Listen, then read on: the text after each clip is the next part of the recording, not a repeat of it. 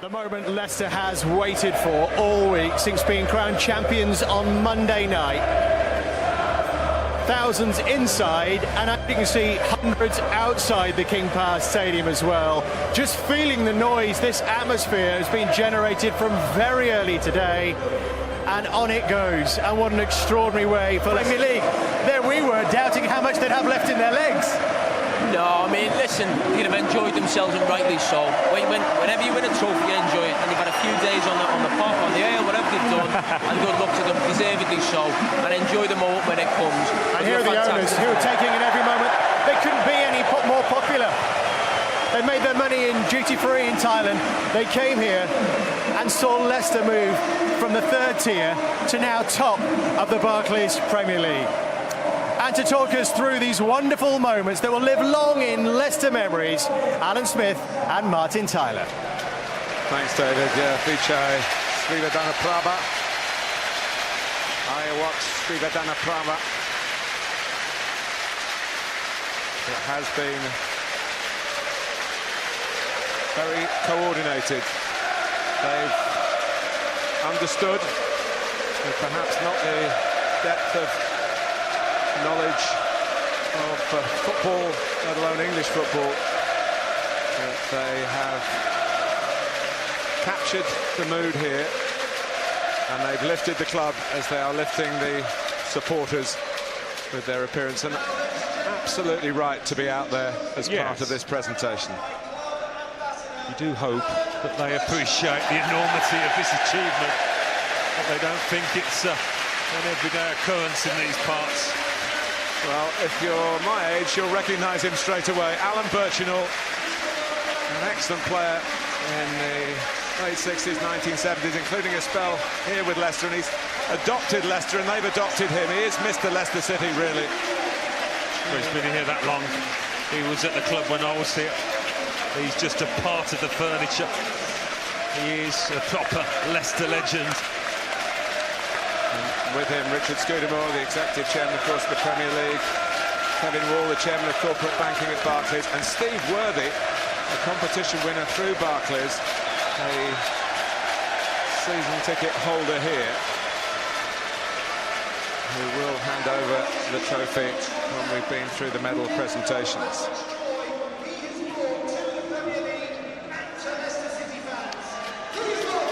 Oh, here he comes. Claudio Ranieri. Dilly ding, dilly dong. He's going to get his gong. 28 years in management. The first time, and he's been at some great clubs, that he's ever experienced being a league title winner. Charming, but with an inner steel, Alan, that you have to have to be a Premier League winning manager. No, of course, you can't just achieve what he has this season by being a nice man and comical in press conferences. He knows what he's all about and what he wants from his play.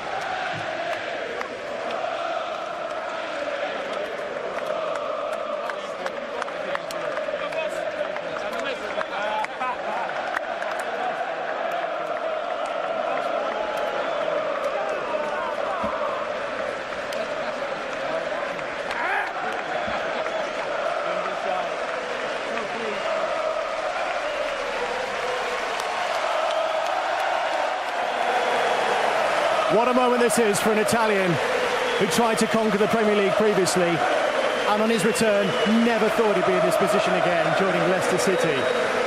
Remember where he came from, via Greece, the latest position where it ended in disaster. Nobody thought he was a good appointment at the time. Not one expert thought that Claudio Ranieri's return would end in this kind of success. But somehow he's managed to create this incredible bond amongst these players, making them fight for each other and believe in a cause week by week. Target by target, he's ticked them off. To this point today, a moment that Leicester City would never believe they would have seen. I'm afraid we've lost power momentarily. It's been one of those stormy days around Leicester. They've had it all season, haven't they, Jamie? We thought they could control the weather the way it's been here. Absolutely. Just going back to Claudio Ranieri there. I mean, I love what he said this week. When he arrived, he was the tinker man. Now he's the thinker man. And that sums it up. He's done such a great job with this group of players. He's made them all believe. Players that you thought, well, they've been for non-league, can they become champions? And absolutely they can. These players here, I said on Monday night, legends for a lifetime, and that's what they'll be. Going back to Ranieri, I think the job he's done. At Liverpool, you've got a statue of Bill Shankly. They've got a statue at Manchester United to Alex Ferguson. For this one moment, this one season, this man deserves the statue. I'm pleased to say we can now rejoin Alan Smith and Martin Tyler.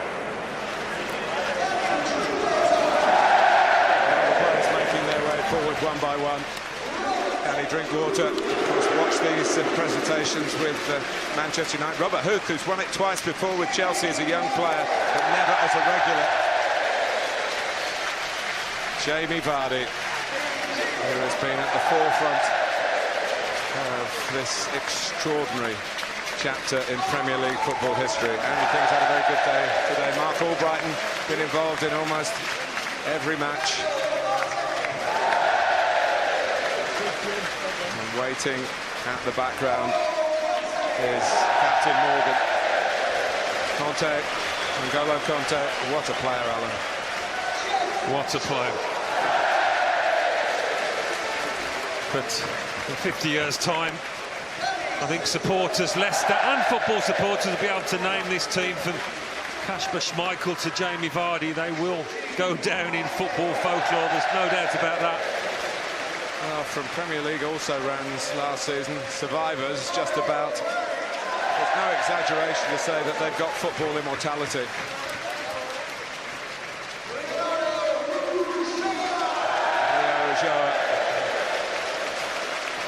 Toiled unselfishly for the team, and that's been a key to the way Leicester have gone about their business. And Nathan Dyer on loan from Swansea got that vital goal to beat Aston Villa. Riyad Mahrez, the PFA Player of the Year, first Algerian to win the Premier League. Christian Fuchs.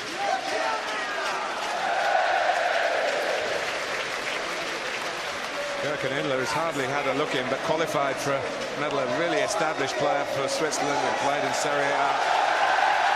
Well, shades of Ipswich Town in the 60s, Nottingham Forest in the 70s, but this is unique. A modern-day football miracle. They have blown their rivals away. They have blown us all away, in truth. Premier League champions 2016, the amazing Leicester City.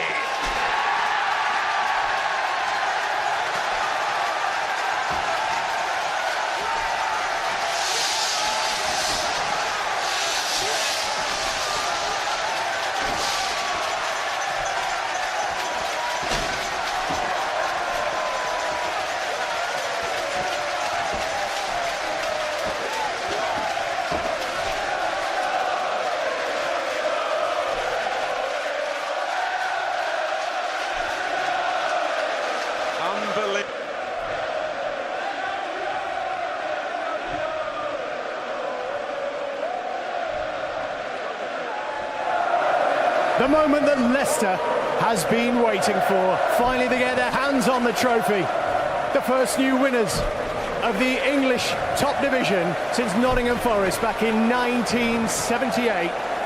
And they've done it in style. From the first game here of the season when they took Sunderland to pieces, really, beating them by 4-2, all those stunning comebacks.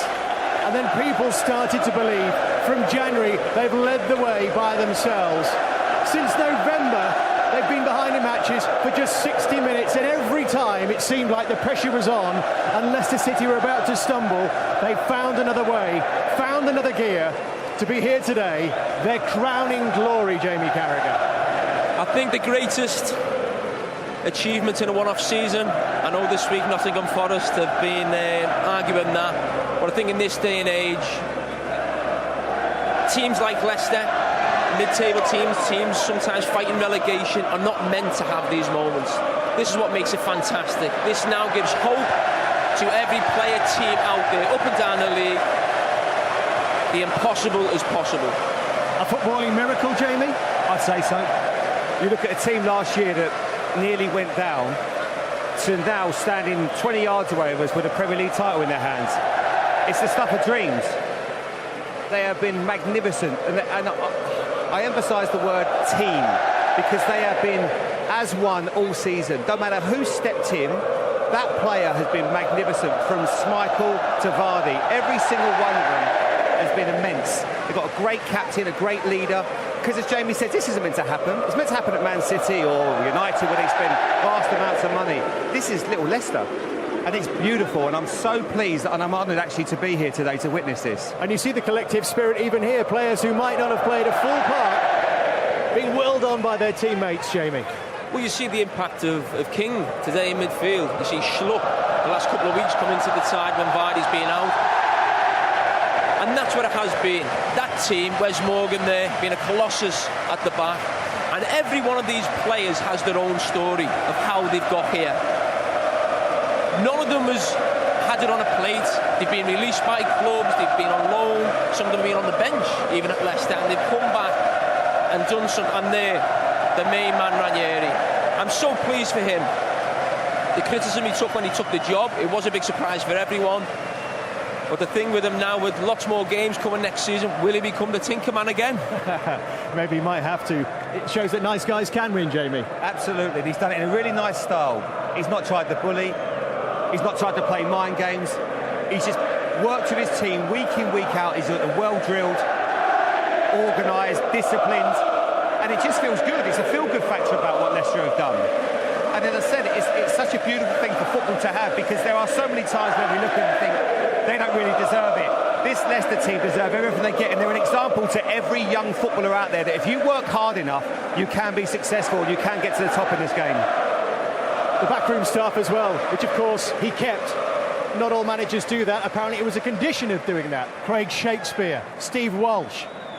I think Steve Walsh, listen, there's plenty behind the scenes, but Steve Walsh, you can argue, has had as big impact on this title win as the manager, the players there, the work he's done behind the scenes, the players he's brought in. Everyone knows how big recruitment is in football, and some of the signings Leicester have made are some of the greatest signings you'll ever see in Premier League history. Some of the statistics that seem to have defied the normal characteristics of a champion, Jamie. The least possession we've ever seen. 4-4-2. I thought 4-4-2 was dead. I thought, no, the Premier League playing 4-4-2. They've proved you can do that.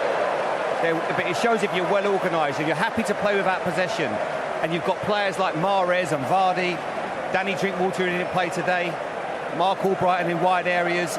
They've been magnificent, and I think that's what has probably been the crown for them, the fact that they've done it in a way that's unconventional to football. You know, I always thought you've got to flood the midfield, but when you've got players that can get around the pitch like they've got with Kante and Drinkwater, you can definitely play 4-4-2, and it's proved that I'm sure a lot of teams will start to play that way next year as well. In fact, it's really only just started, and when we return, we'll bring you all the important reaction from the King Power Stadium as Leicester City are crowned champions of the Premier League.